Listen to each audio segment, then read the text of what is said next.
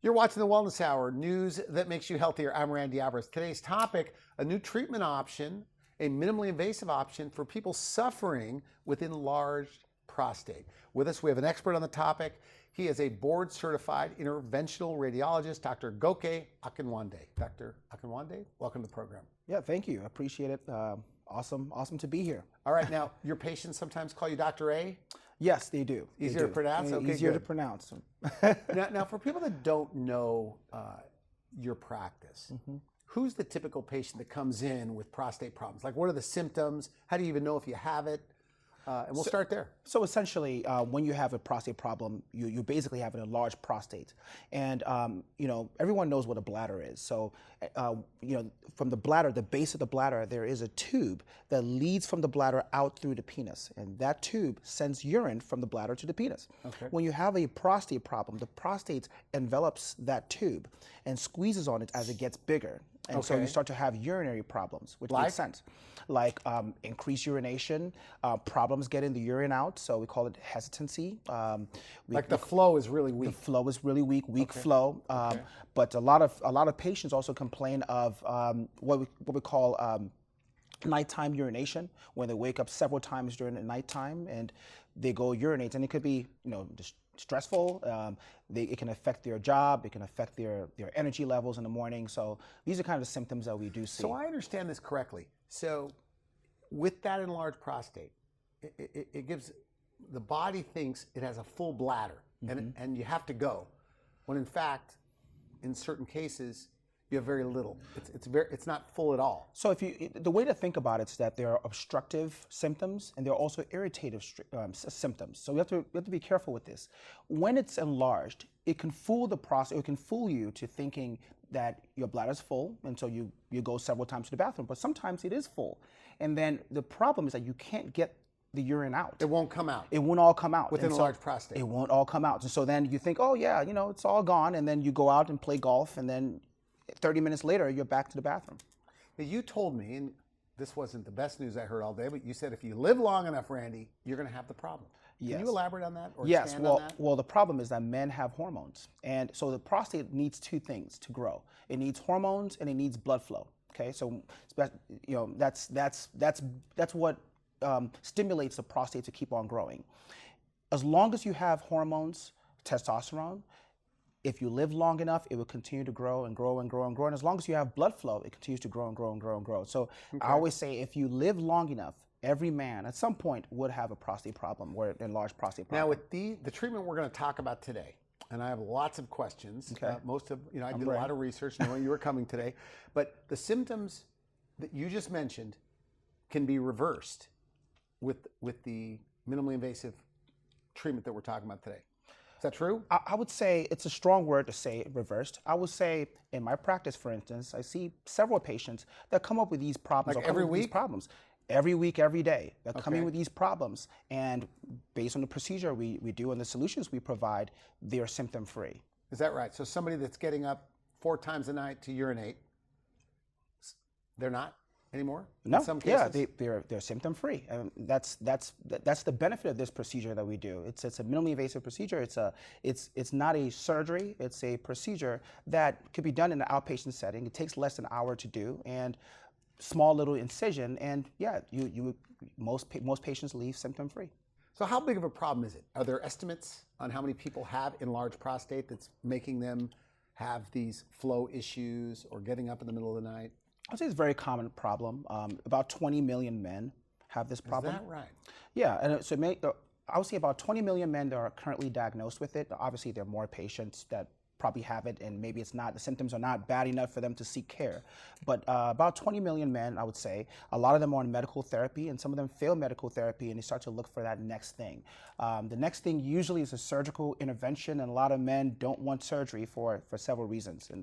And that's why we have the procedure that I currently do. Now, one of the reasons we invited you on the show today is that the #1 procedure to fix this problem, and correct me if I'm wrong, is this TURP procedure where they shave down, I'm calling it shave down, carve down the prostate so that way you can give more room, or so that way your bladder doesn't feel full all the time and you get a better flow when you're urinating. And so what are your thoughts on this? I'm calling it a carve down procedure. What's it called? What is It's called a TURP, transurethral resection of the prostate. Okay. Okay, so Do they shave it down? they do. So so let's dumb this down. Okay, so when you do surgery on the prostate, the only way to get to the prostate is through the penis. So already you've gotten a lot of men disinterested, right? Because you have to think about it, right? The prostate is at the base of the bladder. So to get to it, I have to go through the penis. But the penis, I'm going through a passage. To get to the prostate, I have to carve sections of that path. So I lose that path. I lose the walls of that path. Okay. And so, the reason why we have the side effects that we see with surgical procedures is because we are carving out sections of that pathway that I explained earlier. And that takes away the muscles. It takes away the sphincter, which is the muscle that contracts when you have. So there's side effects. There's side effects after that, and so that's the problem. So so the TURP procedure has been done for about 100 years. Is it the number one way this is treated? It is the number one, aside from medications, is the number one way. You don't like it? He said, "What? You're not a big fan of it?" You think Well, I have my reasons. I have my reasons. Obviously, also you have to think about it. Over 100 years, they have tried to modify this procedure, but they still go in the same way. Just by carving down the prostate. They just use different things like laser. They use water vapor. Okay. And so the side effects have come down, but it's still significant. It's still significant. But it's effective. It's effective. It's very effective. Okay, but just has more side effects. You have to It just has more side effects. have sedation or anesthesia when you do that procedure? Do you stay over the night in the hospital? So usually with most surgical procedures, you're in the hospital, usually overnight. Sometimes you are with a catheter. They put a catheter in, through the penis, and so that could be, a little distressful for some.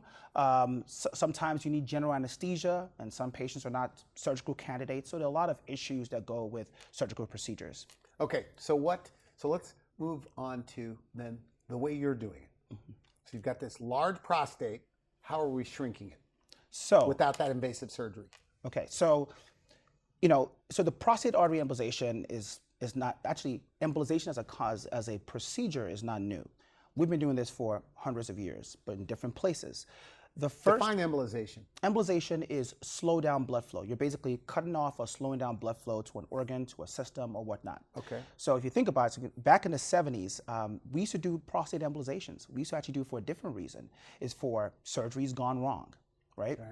And it would stop the bleeding, and they noticed, hey, while you're embolizing these or slowing down the blood flow to these prostates, the prostates are actually shrinking as well.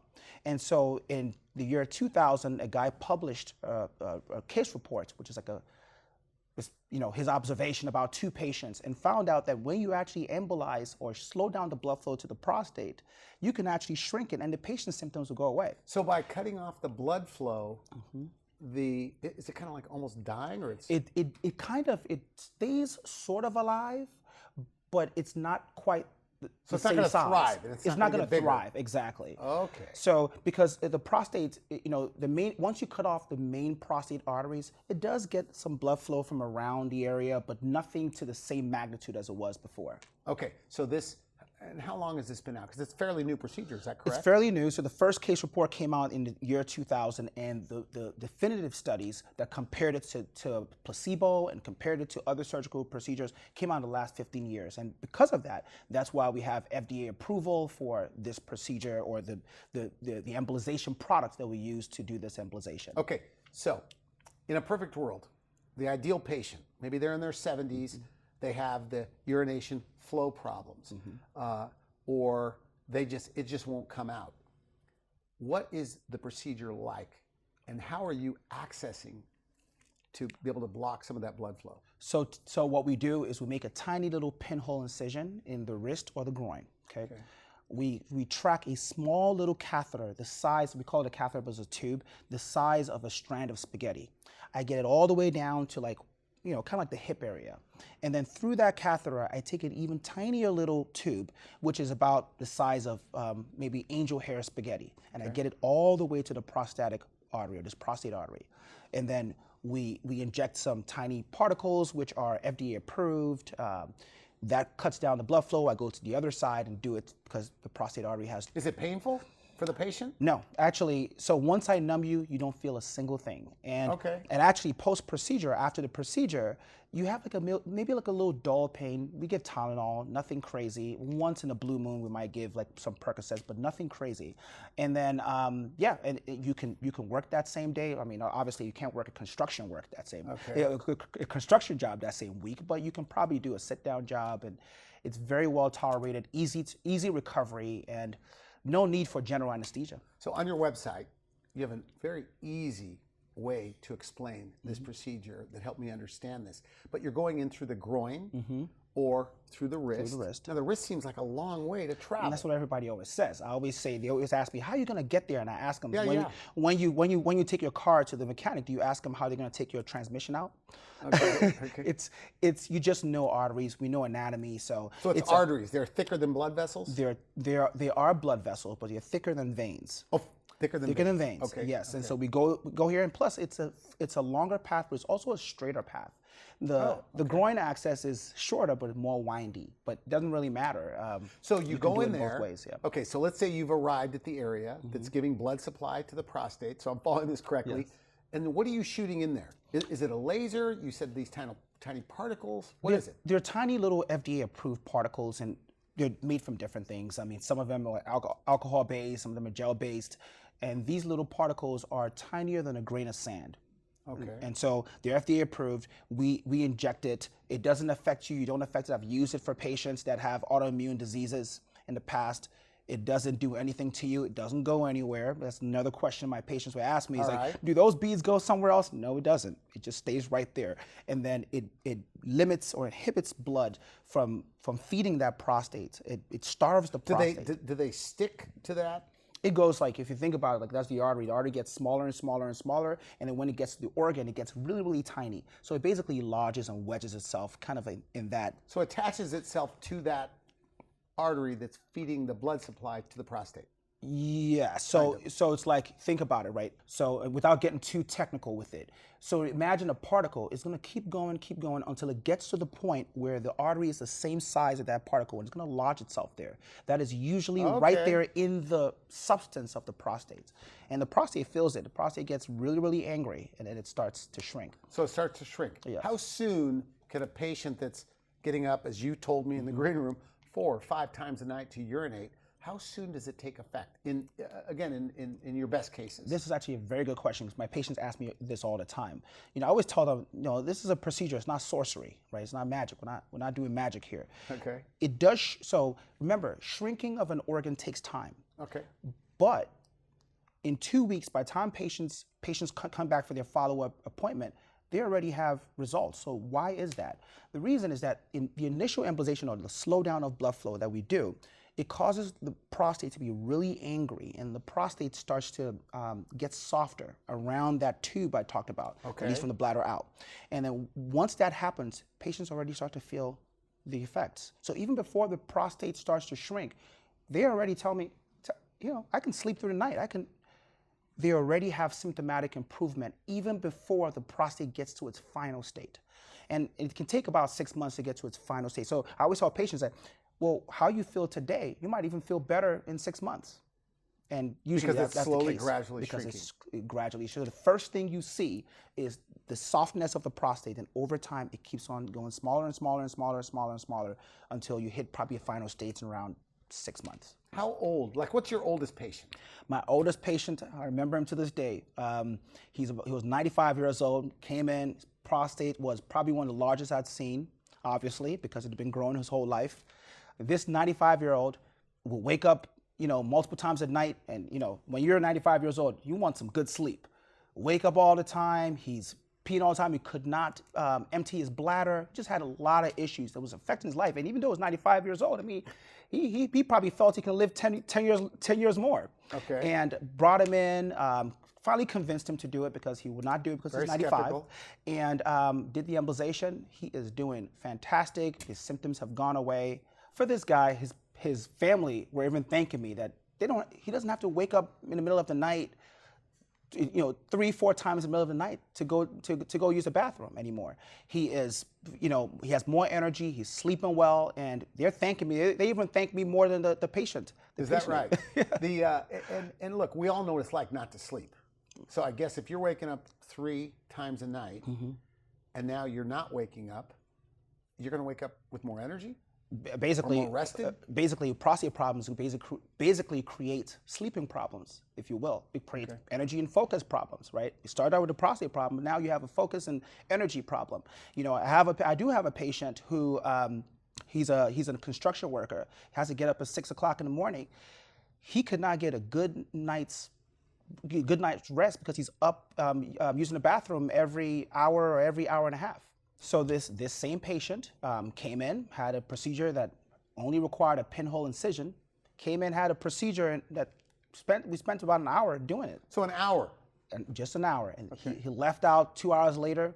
Now he's symptom free. He can sleep through the night. He wakes up with a lot of energy. He can go to his job. He can be successful in his job, and even potentially maybe get a promotion and maybe run the whole thing at some point. So this really interferes with a lot of men. Is this kind of a secret thing? I mean, this isn't something like men are talking to their other friends about. No. Right? It's kind of, so I guess I probably have a lot of friends that have this problem, and I'm just not aware of it.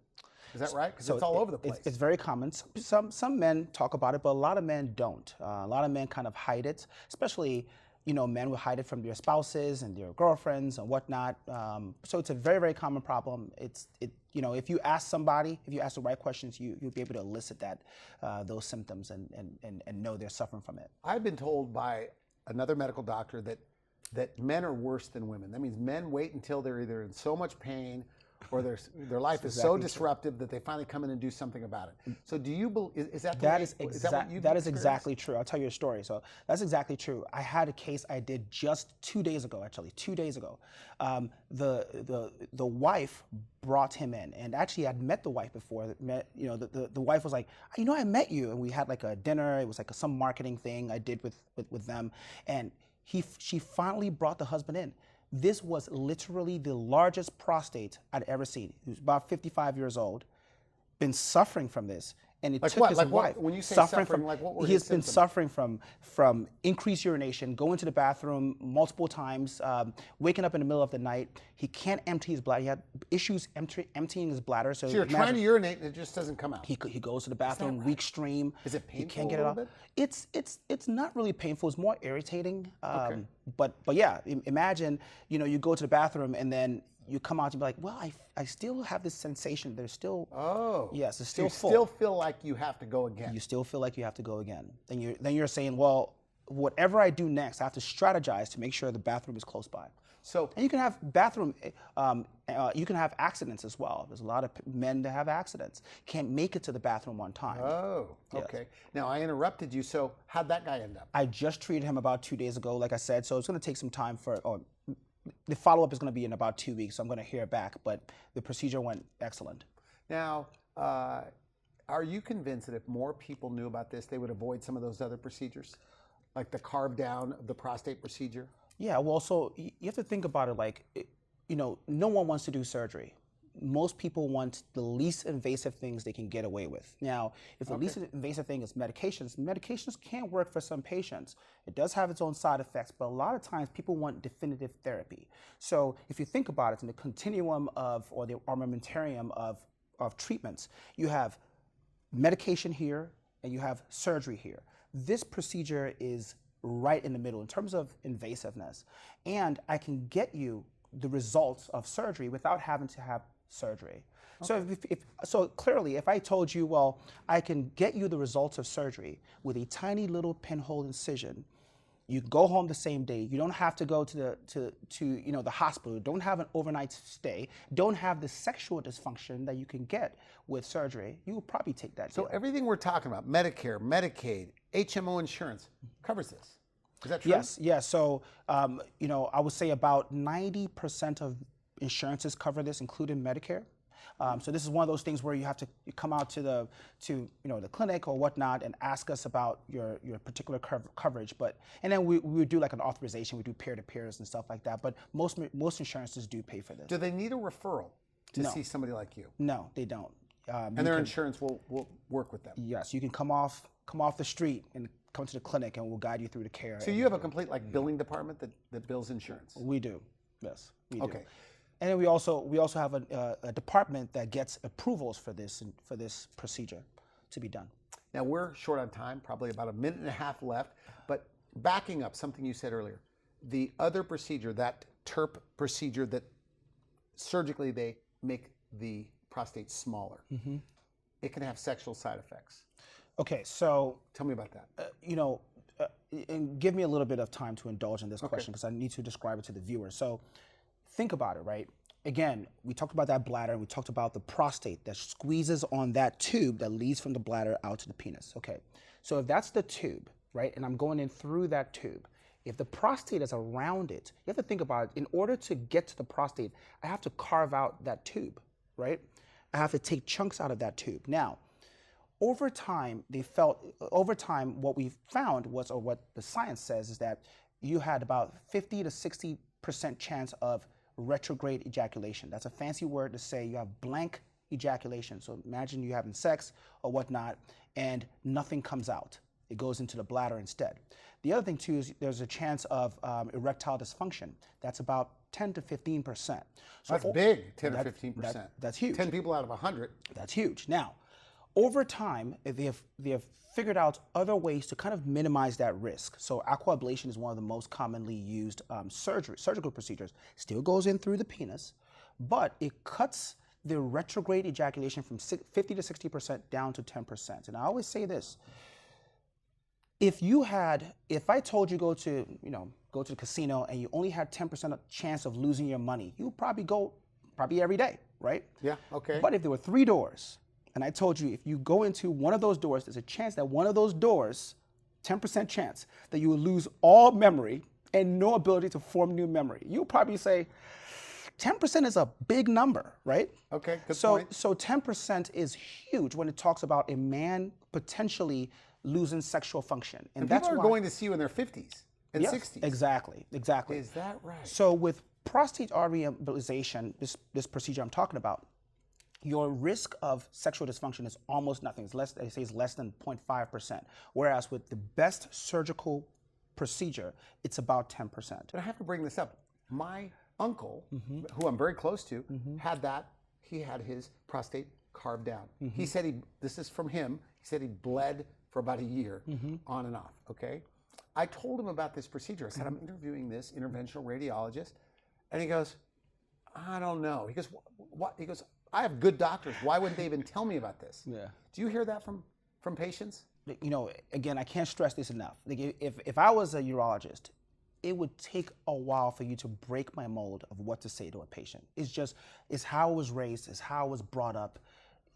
This is a newer procedure as well, and there's a lot of data. But if I wasn't the one doing the procedure, it'd be very, very hard for me to tell my patient is here. Especially I own a private practice. I'm not going to tell the patient to go elsewhere. Probably going to treat him myself. Now, you're a guy that publishes a lot of manuscripts for other doctors.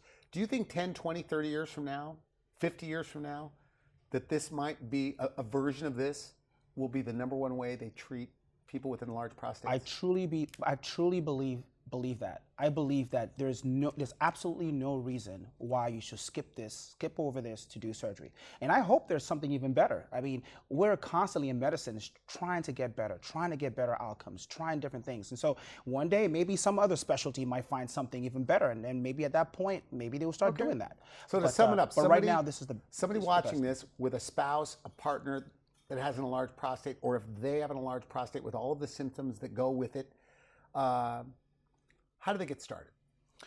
So you would call a provider just like myself, and we'll take you in. We'll do a history, and then sometimes we may need. It's covered by insurance, right? For people just tuning in. It is. It's covered by insurance. It is covered by insurance. we would look at your medical history. Have you been diagnosed? If you're not, then we'll do some testing and maybe even some imaging. And then once we get the diagnosis, then we'll give you the options. Have you tried medication? If you've not, then maybe is that the route you want to take? Or if you've tried medication, it's not working, or you don't like the side effects of medications, which some of them could be sexual side effects, then we can potentially bring you in as a candidate for this procedure. So if you said at the beginning, if you live long enough, you're going to have some sort of problem with your prostate of getting bigger.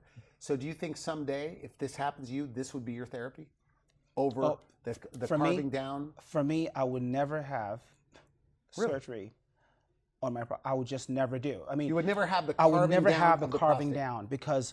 Is that right? Because okay, so. Now we're getting to the truth of the matter. I do not think it's very uncomfortable to have devices through your penis. I mean, it's not a big hole, right? It's not a big passageway. That's number one. Number two is that there are sphincters. We call them sphincters. They're muscles that tighten, right? So the reason why you have retrograde ejaculation after these procedures and blank ejaculation is that when you have sex and sperm is trying to come out, there's a muscle that tightens, and that muscle prevents sperm from going into the bladder. It makes it go antegrade or forward. You have a high risk of damaging those muscles. And then it comes backwards. When you do, and it goes Is that backwards. painful? Well, it's not fun, right? It's not fun. It also doesn't make the sexual activity fun. Okay. So this is just in your opinion, a better approach for enlarged prostate. I think so, with less side effects. Okay, good. And they don't need a referral. They don't need a referral. Medicare covers it. Medicare covers it. And HMO, most insurances, PPO, most insurances cover it. So this is not an experiment. This is a procedure that is out there, and I think this is something. And there's only a handful of guys doing it at the high level.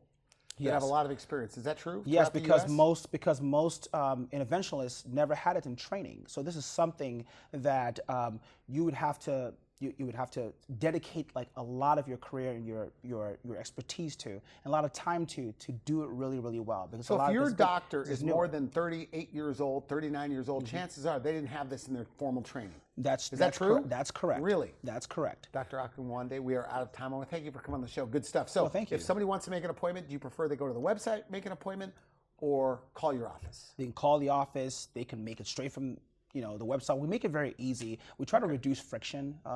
So however you feel comfortable, some people actually just text us. And our phone number, the phone number that is on our website, you can actually text that number as well. Very nice. Now, I'm not trying to side with you, but you have some great videos on your website that I watched this morning again, and they, in a crystal clear way, really explain the procedure. We do. Do you recommend they go there first? You can go to the website, but also you can go to our YouTube site. It's under Mint Vascular. You can go to we also have like a pretty good presence on Instagram, so you can see a lot of our work and what we do. Okay, good. I want to thank you for coming on the show. Good stuff. Thank you. Appreciate it. Thanks. You've been watching the Wellness Hour news that makes you healthier. I'm Randy Alvarez. For now, I wish you good health.